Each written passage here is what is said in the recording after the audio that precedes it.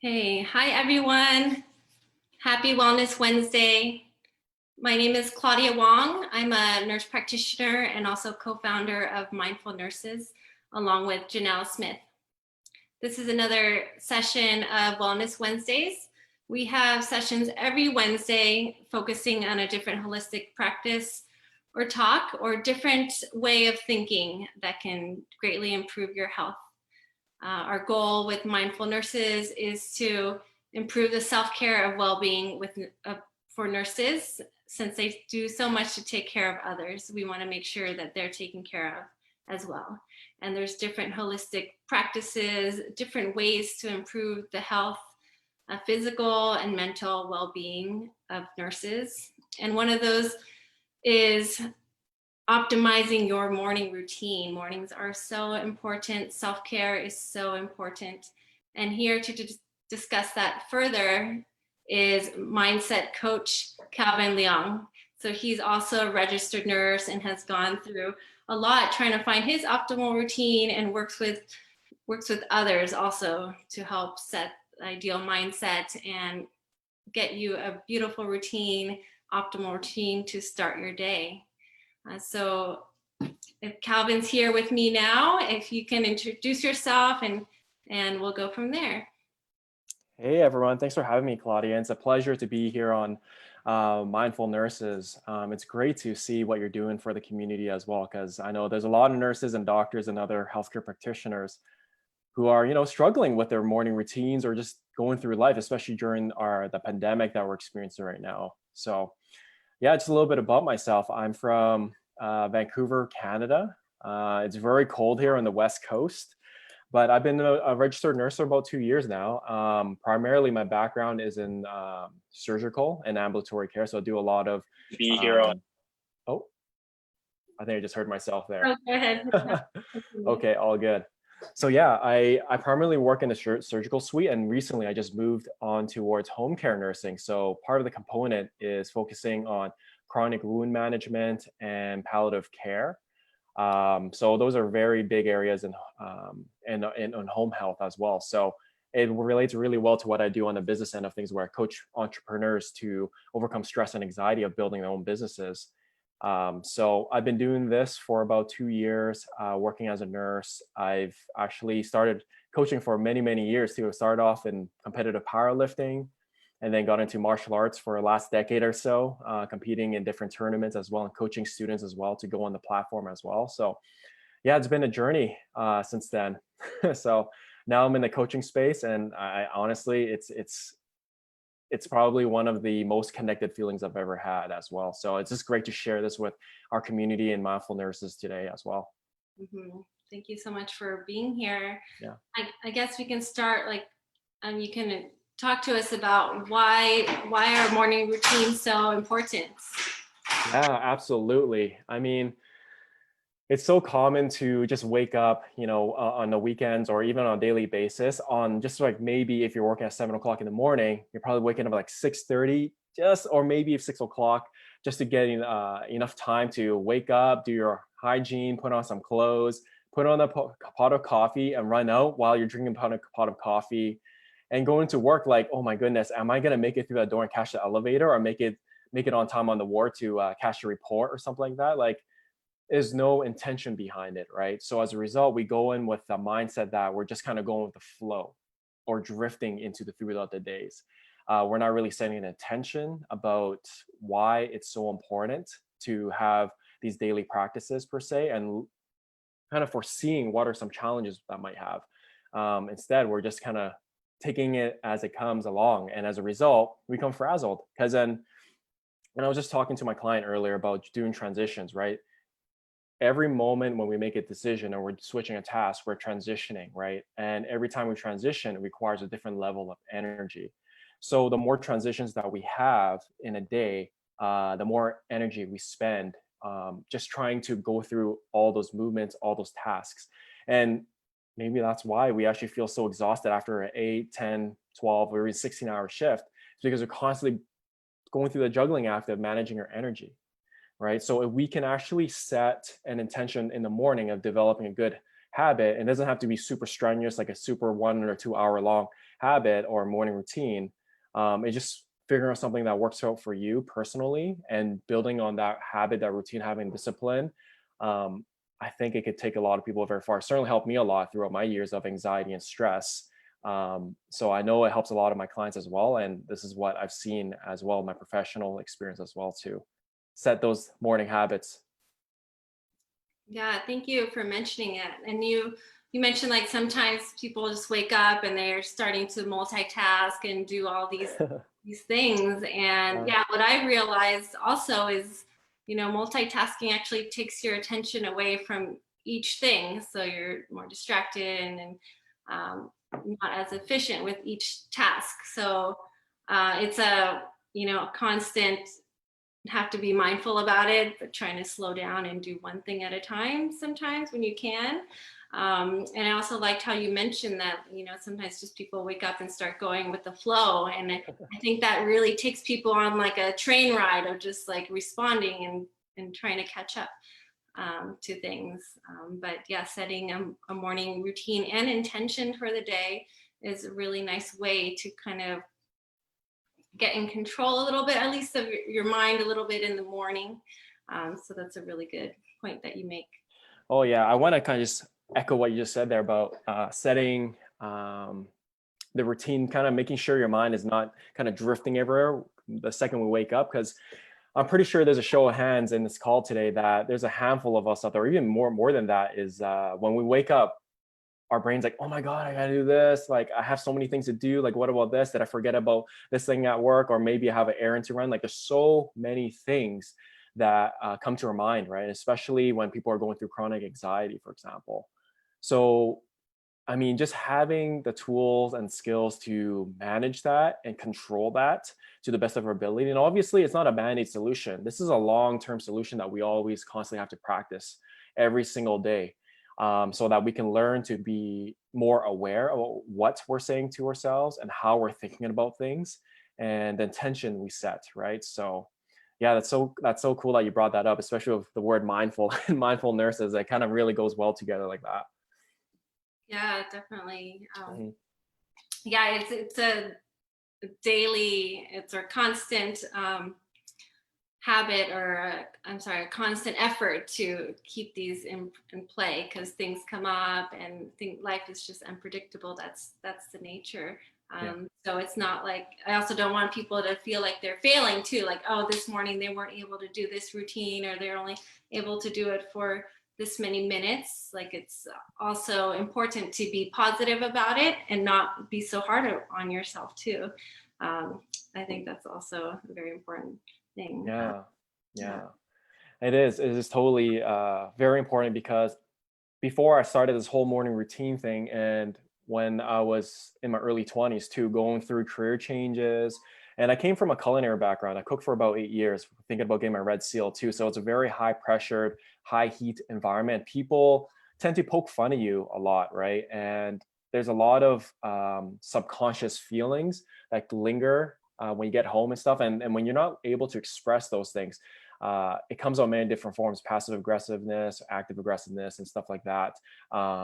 And you kind of, it lowers your self-confidence, your self-worth in terms of maybe taking up different challenges, moving up in the corporate ladder, or starting your own business, or even nurturing your relationships with your families or your loved ones, stuff like that.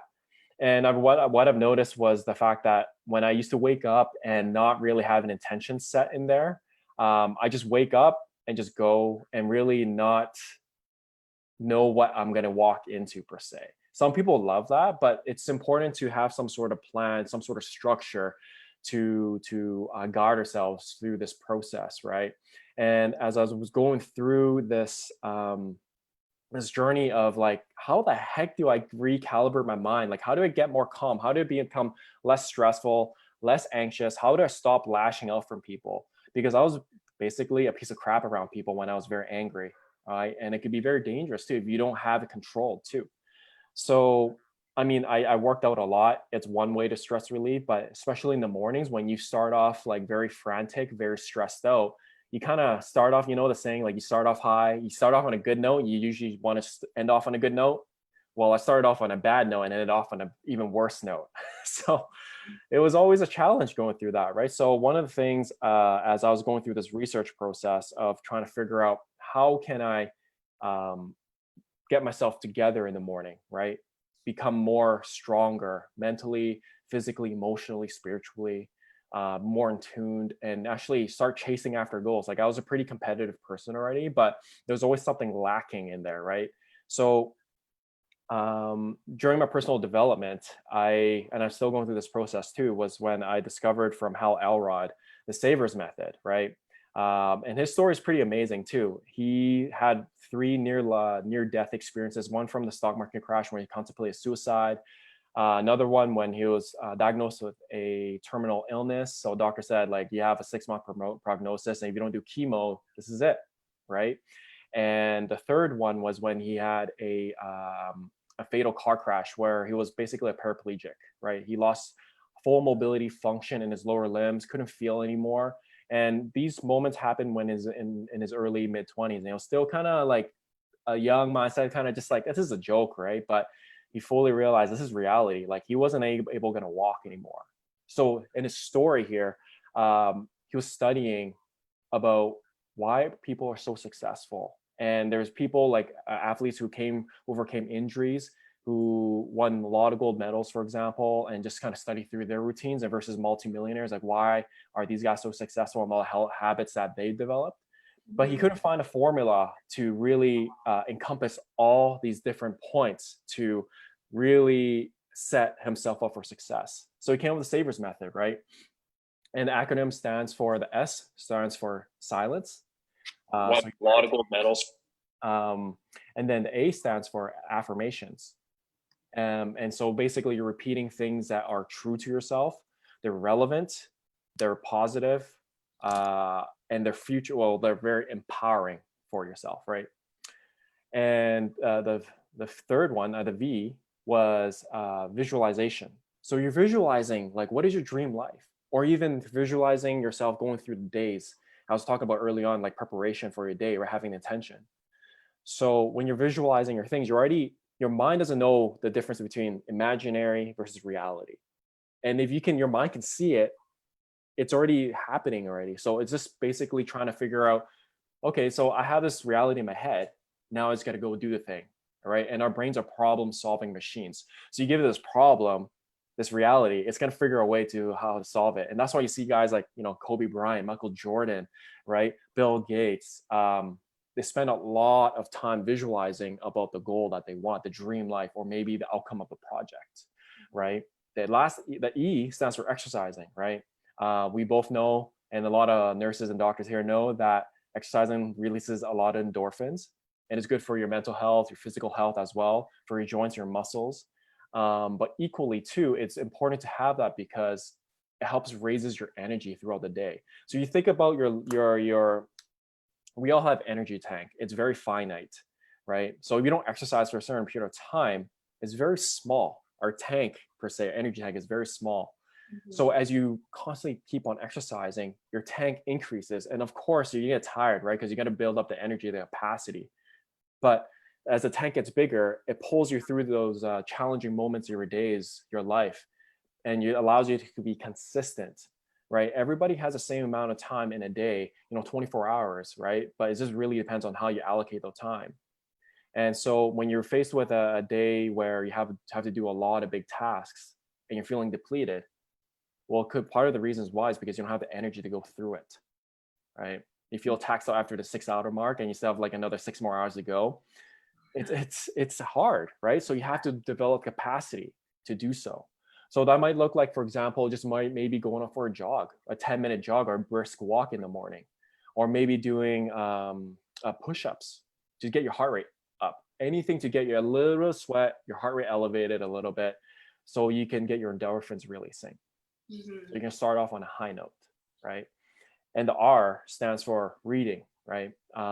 We know that a lot of successful people read, a lot of leaders read, a lot of people, even in academia, we read a lot. So it's important to constantly nurture our brains so we're constantly growing. When we're learning new things, it's very exciting, especially things that we're very interested in. So it kind of sets that bar a little bit higher. Like you're learning a new topic. It's creating your creative juices going.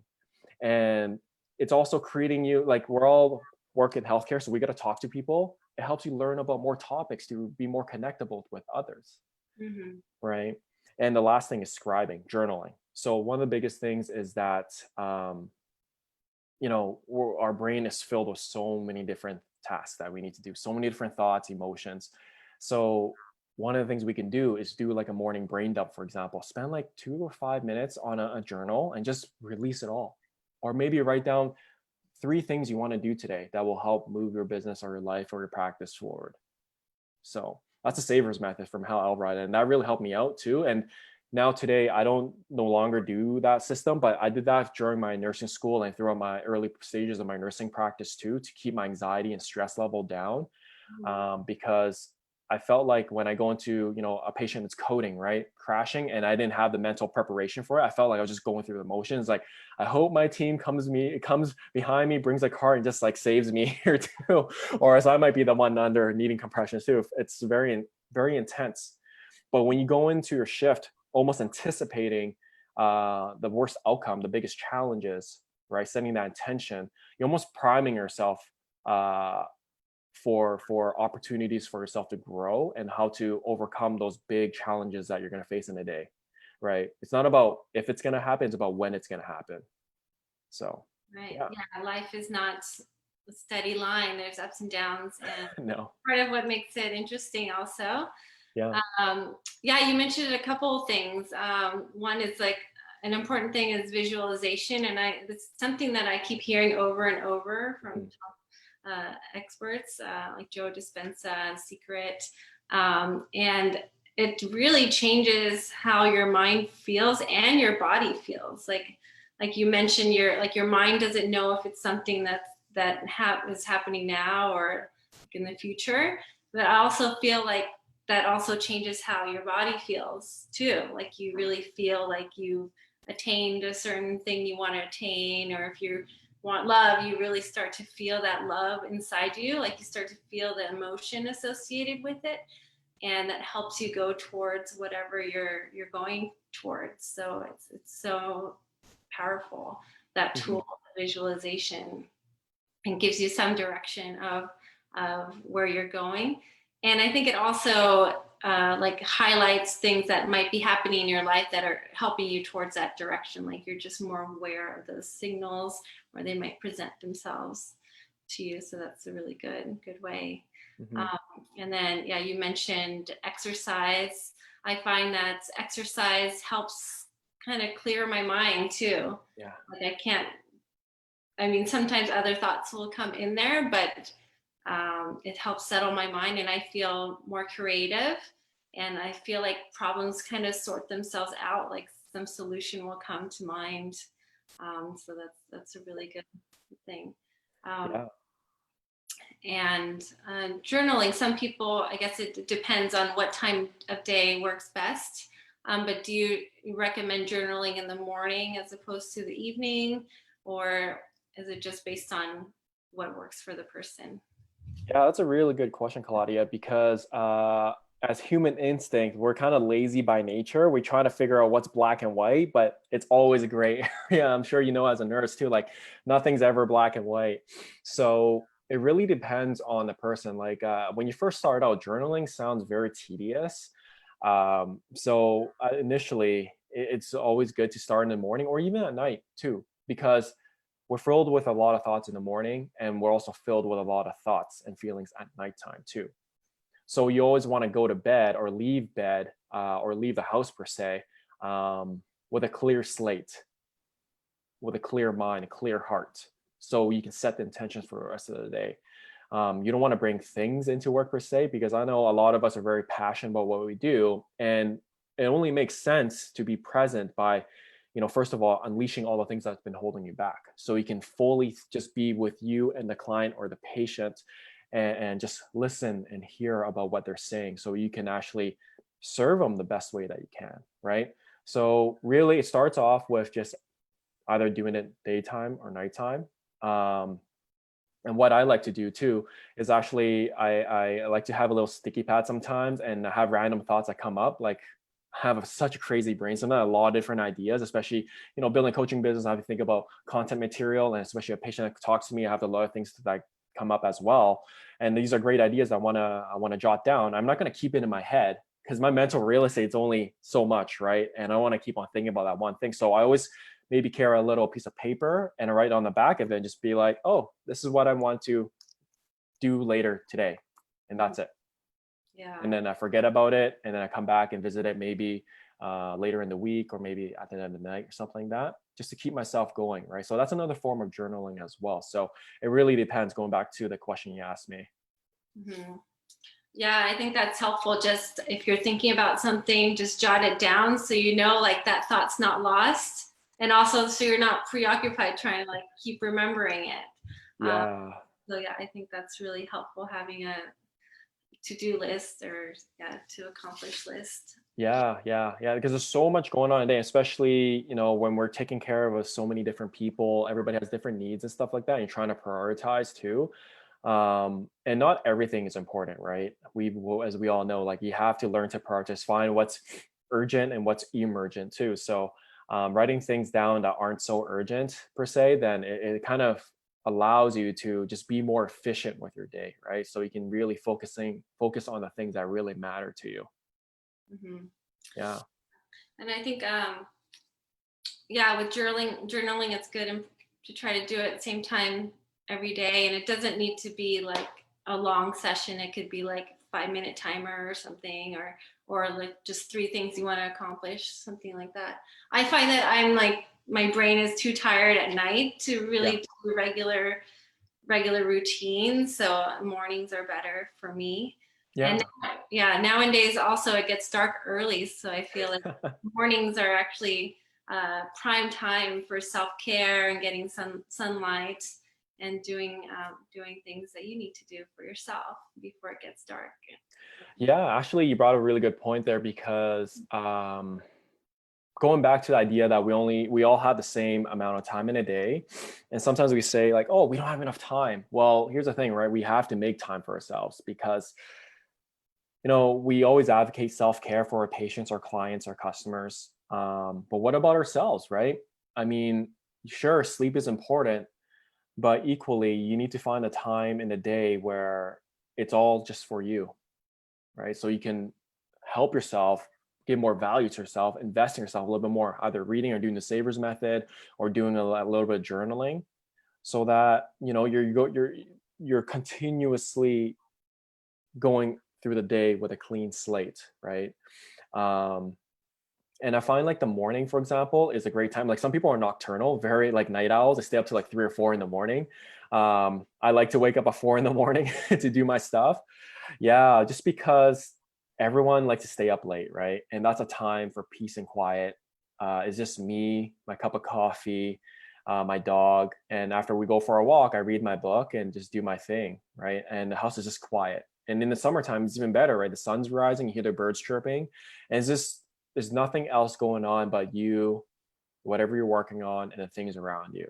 Mm-hmm. So those are the moments where it's wow, I can really appreciate this. And when someone feels how nurturing that is for yourself, it's almost euphoric, so to say, right? It's almost like a drug. I don't want to say it like that, but it's very addictive because you're searching for that feeling.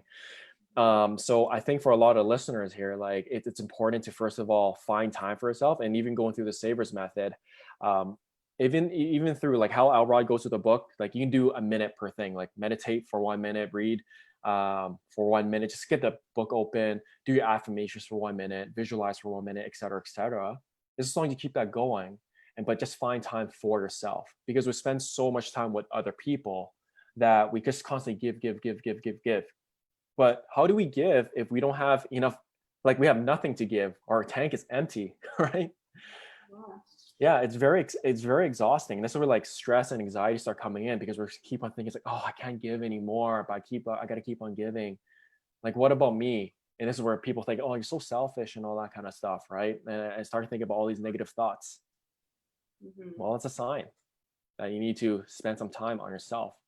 get yourself walking in the forest one day, become grounded or something like that. Yeah. And in developing a morning routine, you mentioned a couple of things, but are there other morning routines that you found are very helpful for you or clients? It really depends on the situation. Like, again, the answer always depends. The first thing, I mean, everybody doesn't like this, but it's just waking up early, right? And then just like for the savers method, it seems very tedious and it seems overwhelming. It's okay, right? Start off with just silence, just sitting down in the morning after you wake up, before you drink a cup of coffee, just sit down and put a timer on for, actually, when I first started meditation, I only started for about a minute because that's how fast my brain was going. It was very intense. It was just like so many thoughts going. I was talking a lot of chitter chatter. And then after a while, I moved up to 5 minutes. And then now it's like 10, 15 minutes is a sweet spot for me. So even then, for a lot of people here, it's just sticking to one thing that you feel resonates with you, and just do it for 66 days or 90 days, whatever the studies, the data shows. It's all over the place, right? Some people say it's like 45 days. Whatever it is, just stick to it and do it and stay consistent at it so you can develop the habit, right? In the beginning, it's going to be very odd. It's going to be very weird. It's like I'm sitting here by myself, like it's whatever, right? It doesn't feel good sometimes. But as you develop that endurance, you become used to it. Your body starts to become used to sitting still. You notice that throughout the day, like, oh shoot, I'm aware of these thoughts are coming into my head. And when you're aware, you can actually start talking to your thoughts, talking to yourself, to flipping that script, that mindset behind it, right? Changing your belief systems. Like, oh, this person's really bugging me. And it's really making me feel upset. Maybe this person is not good, right? And you're thinking about all these negative things. So when you have that awareness, you can turn it around. But this has to come from just developing the habit of meditating every single day and just sticking to it, right? So really it just comes down to figuring out or finding out and trying out, giving yourself the patience to just staying consistent, sticking to one thing for 1 to 5 minutes every day, waking up early, and then going from there, right?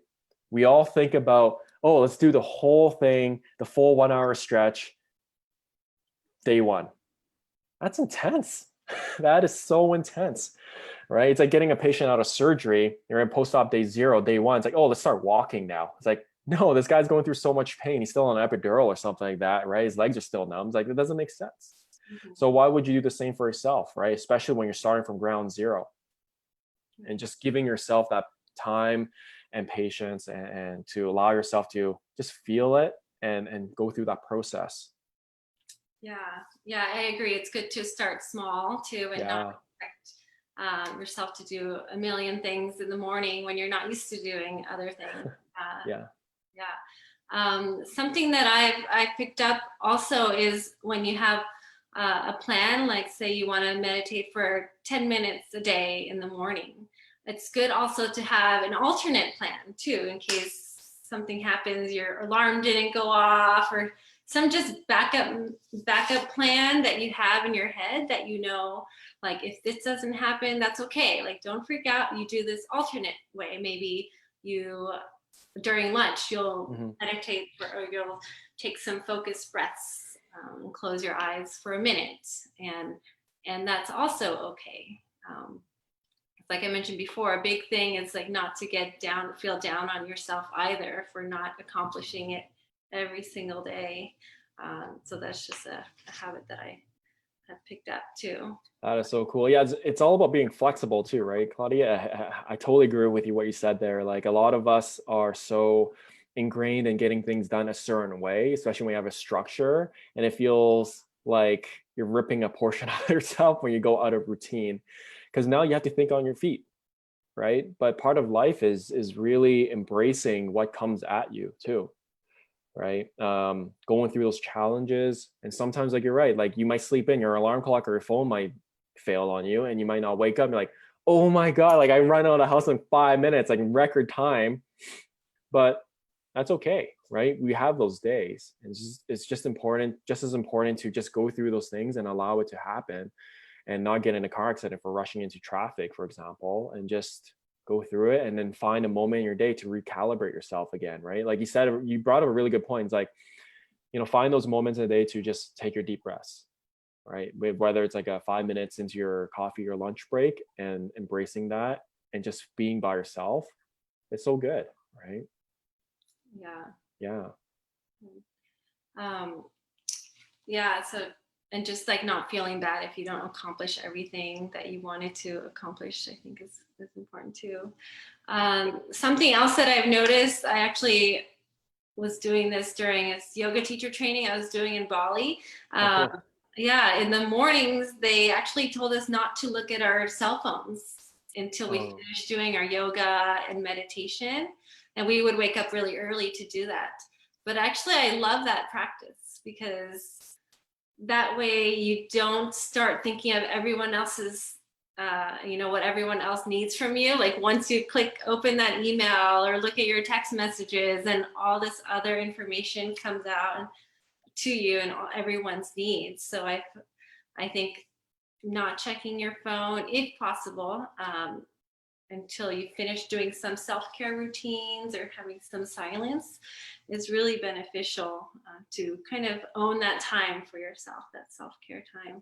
Oh, I love that word, owning that time. Yeah, it is ours, right? After all, like, and oh man,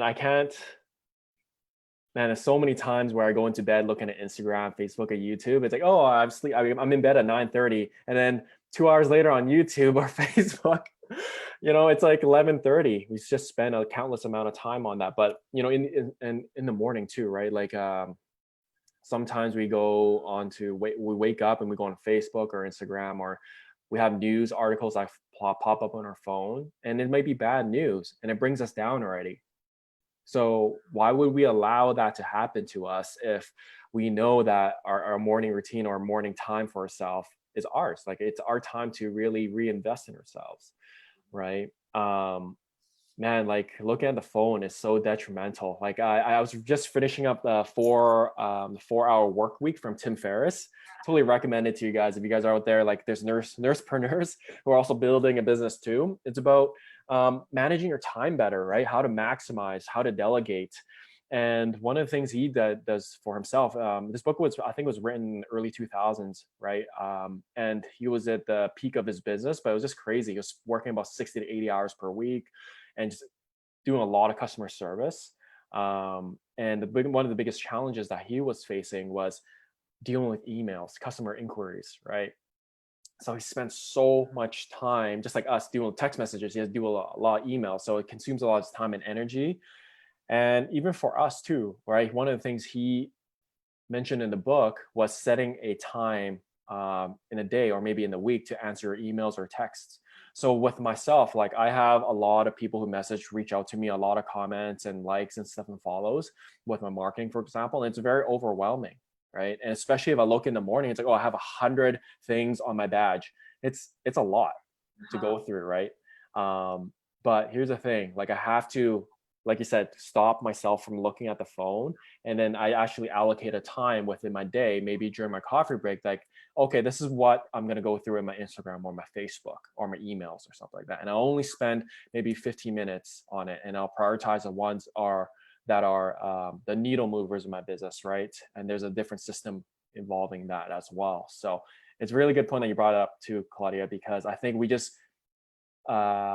we look at our messages like PRN, just like giving medications, like as they come up, we look at it and it takes away our focus, right? We can, like you said, we can't multitask. It's a myth. We can only focus on one task at a time.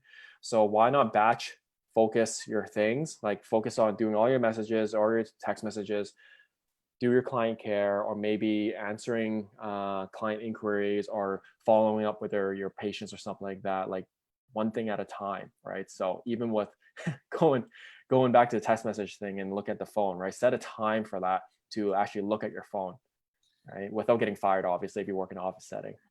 Yeah, I actually read his book too, The 4-Hour Workweek, and I thought that was a really great tip to just set certain times in the day to email. And he also like told his employees, like, I only notified them, I only check these times. So they're aware also. And if there's like emergencies, to contact this number and things like that. But yeah, we can also do that with schedule ourselves specific time for social media if that's important, and text messages. Yeah, I like that tip. Not necessarily a morning routine thing, but a flow through the day. And Yeah. yeah. I think it's just kind of adding on to that too, like protecting your time, owning your time. Like we're all in the age of, or in the era of everything's all through text messages and leaving things, right? Rarely do we ever get to call someone and talk onto the phone, right? Whether significant other or a partner, especially with family too, right? Like one of the things I've done for myself is that if someone really needs to reach me, and if it's emergency, then call 911 or whatever country you're in, like whatever the ambulance code is, right? But if it's that important, don't call me if you have like a chest pain. Go call 911, right? I can't get there faster than the ambulance. And obviously leave a voicemail, stuff like that. So there's certain times, like that's how I hold boundaries. And that's what I also recommend my clients to do too, is that when they feel overwhelmed with a lot of things that they need to do in their business and their full-time job and they have kids and stuff like that, set boundaries, right? Identify these are times that you can be accessible. And again, leaving time for yourself, so that people are not just coming at you for everything, every problem that they have. It actually teaches them to start to fend for themselves too, a little bit of independence, right? Because when you open up yourself to be accessible for everyone, sure, it looks great on your resume, it looks great for your team leader, but at the same time, you're like the scapegoat for everyone else's problem. You're not really helping the situation anymore. You're enabling people to just perhaps take the lazy route or whatever, right? Take the shortcut, instead of thinking for themselves. I'm not saying like this is a it's a bad thing to cut people off or leave them on their own or whatever you're doing, like cutting people off in that way. But it's just it's a way of protecting your own energy and giving yourself a little bit of self-respect and advocating for yourself. Right. Yeah. Setting boundaries is really important. And also identifying what boundaries you need to thrive and feel rested and have enough energy to give to others. And I think if you look at it like in the way that protecting your time or like having self-care in turn is better for patients or family members that you interact with or other people that you interact with, then you can nourish the self-care time as well. And definitely when you exercise that on a continuous basis, you notice that you can turn up that energy level a little bit easier, right? It's not just like going through the day, drifting through moment to moment, and then you're kind of going into every situation or moment with a little bit lower level of energy. It's like you have the awareness of where you're at, so you can pause and respond and bring up your energy a little bit. Like Brendon Burchard's in his High Performance Habits speaks about, one of the things is every time you step into a different situation, you need to pause and think about what intentions am I setting here, right? And who do I want to become in this environment? A lot of people go into situations like, oh, I'm going to wait for this person to raise the energy, or I'm going to wait for someone else to kind of to break the ice or whatever it is, right? We can't do that because like that person might not ever come. So you have to take accountability, take the initiative to do it, right? And that's really comes down to just practicing on a daily basis, right? Because a lot of people just think, oh, I'm just gonna leave it and do my own thing. Like, no, it doesn't work like that. Especially if for a lot of people here are listening, they want to improve their life because they want to get somewhere, right? There's a common theme, like everybody wants to try to move up or grow intrapersonally with themselves, find purpose and meaning, right? And one of the things about being purposeful is kind of serving other people. And one of the things while serving other people is bringing happiness to other people. That's a very common theme too, right? Creating a bigger impact. And how can you create a better impact when you're kind of a Debbie Downer, right? You got to be like an uplifter a lot of times. So you need to go into those rooms, those situations, a little bit more upbeat and just be there for people, right? Not telling you to go above and beyond and through the roof, but just elevate yourself maybe half a point, 1 point up from the previous time. so that you can continually serve other people too, right? And that comes down to, again, from the very beginning, setting the intention in the morning, building those morning habits. So you have awareness, you already visualize yourself to really see who you want to become, for example, right? So yeah. I don't have my Facebook screen right now, so I'm not sure if anybody has any questions. Yeah, let's just Yeah. pause for a moment. And if anybody has any questions, you can write it down in the chat. Let me just take a look here. So let's see. Lisa and Patricia. Hello. Patricia is saying journaling works. So she's a big advocate for journaling. Great. Hey, yeah. And then Erica says, avoiding distraction right away. I'm not sure which comment she mentioned that too. Jean Francis Francois, I'm sorry for the name. Great tips. Thank you for sharing. Chris, who says, I'm not a nurse, but this can be applied to all professions or life in general, which is very true. Yeah, so that's some comments. Lisa's saying she loves morning routines. Great. So yeah, if you guys have any questions, you can drop it on here. Awesome. Cool. Yeah, thanks guys for dropping in. Love that. I love that. It means that people are out there to make an impact. Yeah, and they want to improve their function during the day, optimize their morning routines. Something I want to mention too is I have an iPhone, and someone was telling me that you can change it to black and white instead of color. Okay. So apparently the colors make the phone a lot more attractive, so you want to keep looking at it.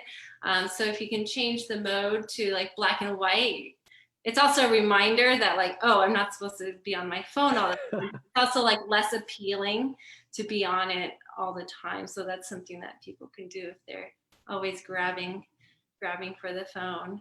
And I've also heard that even just having your phone close by, you're just more likely to check it. Like if it's on the table, even like if it's face down, you're just like more likely to grab it. So having that stored away, then that's a little bit better for that if you're having dinner or something where you don't want to be on it all the time. Oh yeah, like I'm so bad with this too, like bringing the phone to the dinner table and stuff like that. It's a bad distractor, right? And it's a tool at the end of the day. It's not a portion of our body or whatever. It's simply a tool that allows us to communicate with people. And what better communication tool than we have than with our eyes, ears, and mouth and nose and all that stuff, right? To use our senses. And this is where people are talking about like connectedness, right? Being present, right? We have to take away the distractors. And first of all, like honestly, I initially, when I was going through the process of just trying to learn to be more present, more mindful about the moments I'm in, I had to put away my phone in my drawer, maybe turn on airplane mode. And for those who are actually developing a habit, set a timer for yourself, right? To time yourself to really just give yourself that maybe 15 minutes or even 25 minutes to just focus on that one thing, to allow yourself to just be immersed in that experience, right? Whether it's meditation, reading a book, enjoy that moment. And once again, our monkey brains keep on going. So write down those little thoughts on the side and allow yourself to transition back into that task you're doing. Yeah. And I have a question from Erica. She said, you mentioned an hour regarding morning routines. Is this what you would recommend for an AM routine? Yeah, I mean, if you have the time to do an hour, Erica, and thank you for asking that question too, by the way. If you do have an hour, by all means, it's so good. Like that's probably the most precious time you'll have for yourself too. But if you can't, then by all means, like do whatever works for you and trial it out. And as you go through that process of developing that morning routine, you're going to realize like, oh, I don't need this certain thing at this moment in my life right now. All I need is just meditation, affirmations, and just sitting down and visualizing my day, and maybe running to and from my car, for example. That could be my exercise. Like integrate these exercises as a part of your life instead of making like, what do you call it? Different things, like different components, right? Setting time to do it. You can actually integrate it into your life so that you can continue to do it on your own time, right? Instead of dividing time or putting out time to do it. So, I mean, to really answer your question, Erica, yeah, you can start off with an hour. That's great. So you can go through the savers method, like how I would recommend it. And I'll kind of briefly go down the timing for each of them, right? So I think for what he recommends, and this is what I started with too, like start with a minute of meditation and gradually build up your endurance to perhaps 5-10 minutes. And then my affirmations will be about 5 minutes. Visualization will be 5 minutes. And then exercise, it says 20 minutes or so. But really, if you get up out of bed and start jumping around, like do a dance, put up a good pop song without really waking up your neighbors or your roommates, try that out, right? Or do a couple of push-ups or something like that, or get a skipping rope, whatever it is, right? Something easy. It doesn't have to be like a mile run to get your heart rate up. Read. Then this next one for 20 minutes, 15 to 20 minutes, something that you really enjoy. And guess what? If you don't like the book, toss it, right? There's gonna be another book and try for you to read. Find something that's interesting so it keeps you engaged, and maybe 1 or 2 minutes for even just journaling, right? So that it doesn't have to be like a full-on like 5-pager back to back and just like very emotional and a lot of things unloaded. It could happen to be like that, but sometimes you just have 1 or 2 bullets, and that's okay, right? So 1 hour is the best if you can, even longer if you can. Some people like Warren Buffett, I think he spends like 4 hours for his morning routine, but he's getting up there in his age gap now. So, his energy level is a little bit smaller now, but he spends 4 hours or so in his morning routine. And then the rest of the day is for executive decisions. Yeah. So hope that helps you, Erica. Yeah. I also noticed there's so many things and techniques and things that we can learn and incorporate in our day, but not everyone has 4 hours a day to do these things. I was traveling for a bit and had some time off. So sometimes I did have like hours to just relax or exercise a lot or meditate. But then I started working again. I'm like, I really need to just pare this routine down and focus on what I know like makes me feel good and effective for the day. So try to find your optimal, realistic time for these habits. And Ryan asked the question also, do you have any advice for maintaining motivation to make changes in daily routine?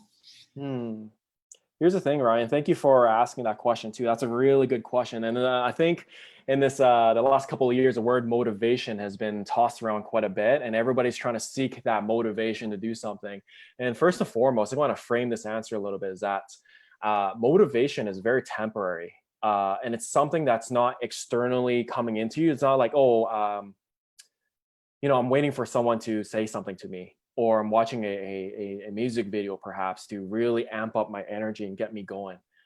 Yeah, it can help you with that, right? But at the same time, it really comes down to bringing it out of you. Motivation comes from action, right? That drive, that will, that purpose, that power comes from outside of you. So you have to generate yourself. And one of the biggest things to continue that motivation per se that you're asking about is celebrating your wins. A lot of us don't give ourselves enough credit for the things we achieve in a day, more than the things that we failed in a day, right? So even as you're just starting out, my man, like you're doing the daily routine, celebrate that the fact that you stayed maybe you really are not good at staying consistent. Give yourself a little prize for doing it after 3 days, 7 days. And if you can do it for 30 days, even better. Give yourself a celebration, pat on the back, right? Celebrate, right? So that's one of the things. It's connecting your results with good emotions. Just like how we connect bad results with bad emotions, right? It's connecting, having that feeling. And one of the things that I realized for myself and my clients too is that even with just meditation, right? Like we're just talking a little bit about that, but if you can do the whole thing, what I noticed for myself is that if I go out 2 or 3 days without it, it's almost like I feel less in tune with myself. I don't feel as grounded. I don't feel as leveled or focused to do the things that I need to do in a day because I skipped out on it. So that motivates me to go back or go forward to regaining that sense of fulfillment in myself, that self-love and like that, the energy, right? Because I have to get back onto that routine again. So hopefully that answered your question, Ryan. It's a bit long-winded, but all in all, like motivation has to come from within, right? And just keeping yourself accountable. And if you're a very visual person, print out a calendar, right? Use the X, for example, and see how many days you've actually kept up this routine. And give yourself a pat on the back after. Celebrate that, right? Put it on Instagram, Facebook. And then people, you start creating a little community for yourself, like, oh my goodness, Ryan's doing this and I suck at routines. I need to get on the bandwagon too. Let's join the club now and let's keep this going. And now you have a group of friends who are motivating each other, keeping each other going, getting accountable. And guess what? You guys are all doing this for a good cause. It's for yourself, so you can better the people around you too. So hopefully that helps you out, my man. Yeah, thank you. Thank you for going over that. Ryan says, awesome. Thank you. I think you mentioned a lot of great points there. Having group motivation, keeping each other accountable too is very helpful. I saw like during this pandemic, there are some people that needed motivation to keep up a workout routine at home while they're working from home. So then they started working out with other friends too. Like they'd go on Zoom or something and just work out together. And that really kept people going and showing up for that. So I think that's really helps.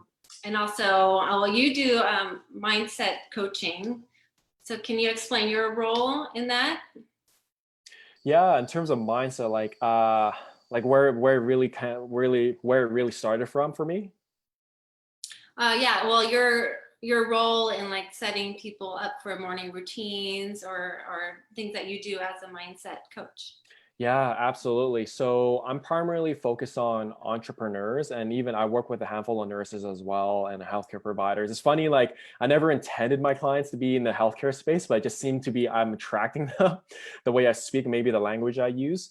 But it really, my role in the game here is that like there's a success hierarchy, right? At the very bottom of the tier is intention and energy. And the second thing is mindset. And the third thing is your programs, your systems, processes. And the very top level is skills, right? The top one being like not very necessary. It's like the icing on the cake. So my role here in helping people is helping them navigate, first of all, energy and intention and mindset. Flipping that script, so to say, to help them alleviate some of the stress and anxiety that they get from building their business, or maybe from being a new nurse or a seasoned nurse who's going through burnout. And so that they can, impact the people around them, right? Make more money because they have all these little inner blocks within their emotions, their behaviors, and mindset. So then my role is to help them unleash a lot of that so they can go through those breakthroughs so it can bring in more clients, impact more of their impact their clients, right?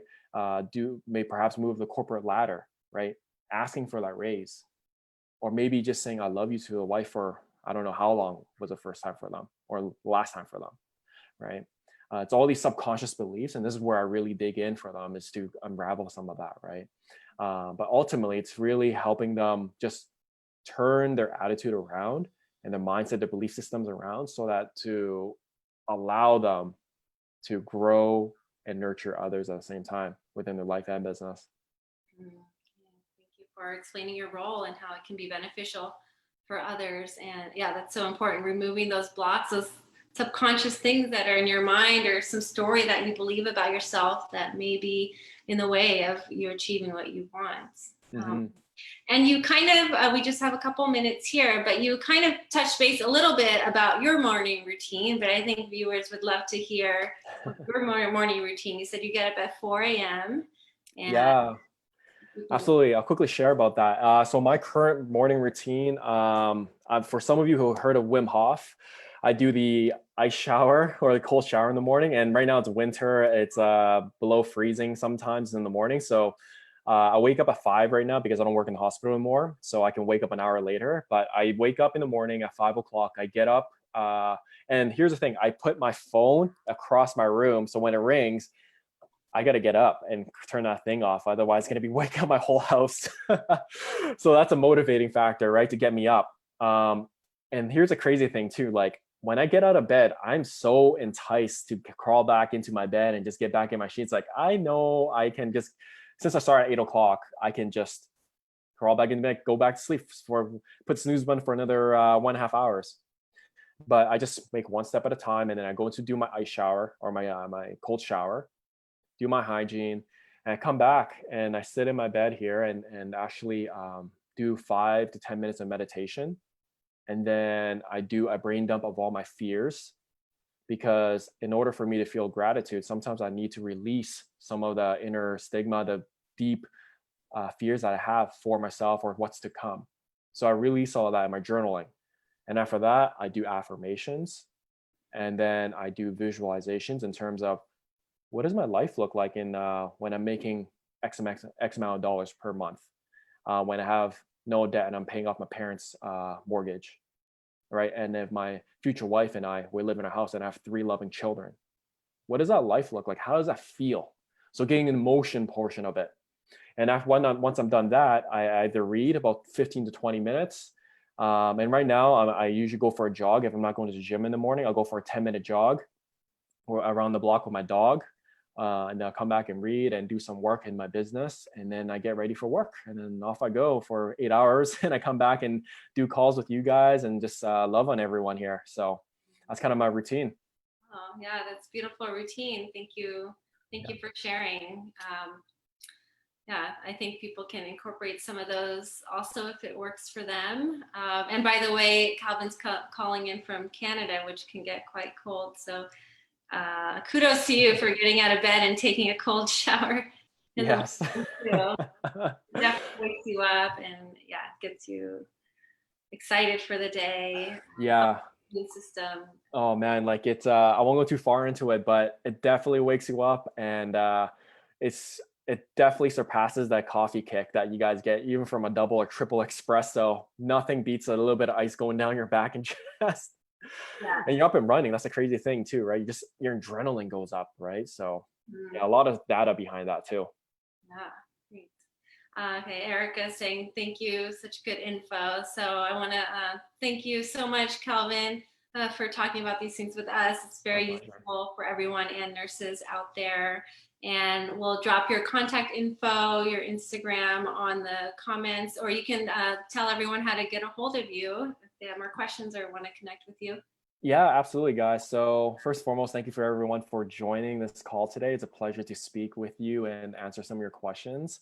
You guys can reach me on Instagram. It's at I am Calvin Leung on Instagram. And my email is coachingwithcalvin@gmail.com. So you guys can reach me through those 2 mediums, or send me a DM through Instagram or add me on Facebook. I would love to, dive a little deeper with you guys and just unpack certain things to help you guys move forward, right? If you guys have certain blocks or just want to get somewhere else in life, have more clarity, we'll love to help you go out as well. Great. And this will be available on replay on our Facebook page, Mindful Nurses, and also our website, mindfulnurses.com, and our YouTube channel too. And I'll also drop the SAVERS acronym down there so you guys can take a look. And join us next week for another Wellness Wednesday at 6 p.m. Pacific Standard Time, 9 p.m. Eastern Standard Time. So thank you so much and have a great Wellness Wednesday. Have a great evening, everyone. Take care.